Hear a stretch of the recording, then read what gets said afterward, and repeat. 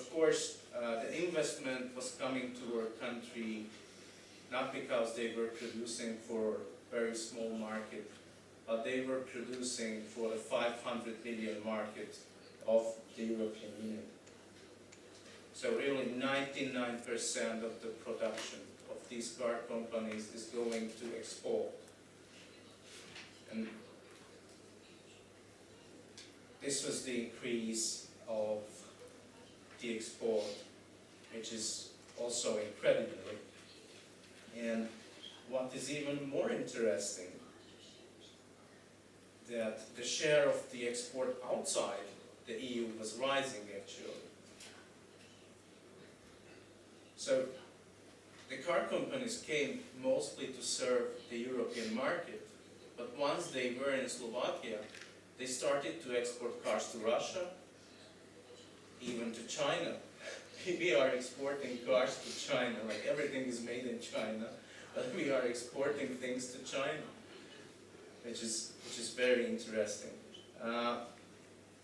So I think I will stop here now, and the final message will be that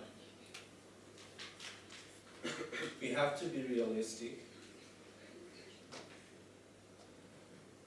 We have to see that the situation is different in the case of Ukraine than it was in Central and Eastern European countries, because on the short term you don't have a real perspective to join the EU. We have to put it clear, yeah? It's like, it's not a 2 or 3 or even 5 year. But our experience shows you that if you make the reforms, if you implement them, if you hold them, like don't abolish them in 2 or 3 years,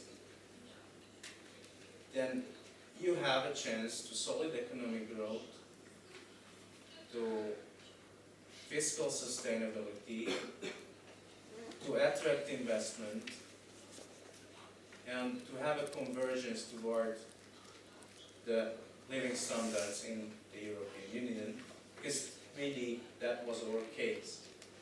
And I just want to repeat, please never give up, regardless how desperate is the situation, because if you can learn something from our story, it is that almost everything is possible. As in my country, that we made it from the black hole of Central Europe to the fastest growing economy of the whole European Union. So thank you for your attention. I'm looking forward for discussion during the